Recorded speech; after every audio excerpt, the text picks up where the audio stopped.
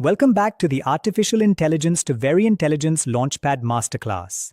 Today we're pulling back the curtain on how the internet actually works. How machines running totally different languages still manage to talk to each other using JSON and Python's requests library. Let's dive in. Every time you open an app, load a web page, or search a database, devices all over the world are talking to each other. But these machines run on completely different programming languages. They manage to talk to one another because they have a shared way of swapping information. They use a universal shipping box called JSON. It's a standardized format of plain text that almost every programming language on Earth has agreed to accept and understand. Look at this diagram of a JSON object. It organizes information into basic name-value pairs, like putting the name Alice right next to the label name. It's just lightweight text that looks like a simple list. Because JSON is formatted text, it acts as a diplomatic middleman. A server running one language can package data into JSON, send it across the world, and a client running a totally different language will read it perfectly. There is a catch though. If you receive a JSON string in Python, Python sees it as a block of text. You can't perform math on it or run logic directly on that text. To use that data, Python has to unpack the text into a format it natively understands, the Python dictionary. Python includes a built-in library specifically for this.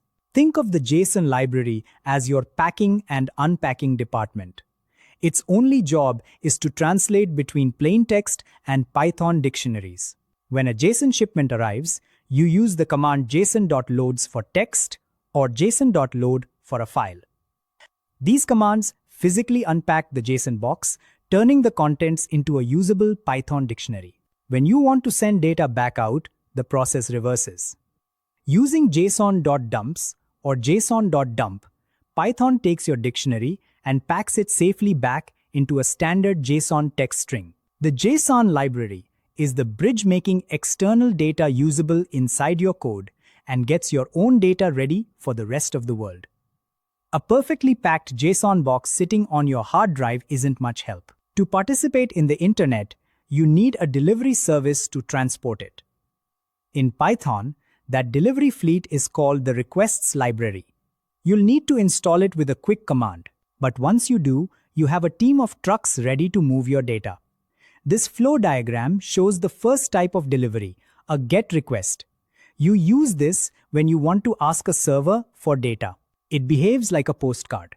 Because a GET request is like a postcard, your specific instructions are written openly on the outside. If you're asking for the weather in a specific city, you write that detail directly at the end of the web address. We call these query parameters. But if you need to send something private, like a password, you use a POST request. As the diagram shows, a POST request is like an armored truck. The address on the outside stays clean, and your sensitive contents are sealed safely inside the truck's cargo hold. The requests library also has a shortcut.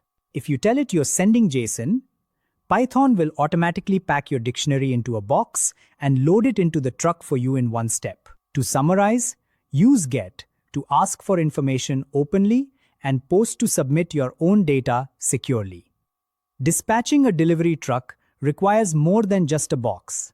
This shipping label shows the specific instructions the driver needs for a successful trip. First is the URL. This is the exact destination address of the server you are trying to reach. Next are the headers. These are the fine print of the shipment. They act as ID badges to prove who you are, or stamps that tell the server exactly what kind of cargo is inside the box. Finally, you set a timeout. This tells your driver exactly how many seconds to wait at the door for a response before giving up and coming home. Mastering these three details allows your code to reliably interact with professional data services without waiting forever or crashing. When the delivery truck returns, it brings back a response object. But before you look at the data, you need to check the status to see how the trip went. Status codes verify the result. A 200 code means successful delivery. A 400 code, like 404 means an error on your end. A 500 code means the server failed. For success, typing response.json instantly unpacks the box into a dictionary. This shipping system is how data moves worldwide. It's a continuous cycle of JSON boxes packed, shipped by requests carriers, and unpacked in milliseconds. And that's the full shipping system: JSON boxes packed, delivered by requests, and unpacked in milliseconds. Next time, we'll take this raw data and put it to work, loading it into pandas, slicing it, engineering new features, and cleaning out messy data. That's where it gets powerful. If this helped, subscribe, and I'll see you in the next one.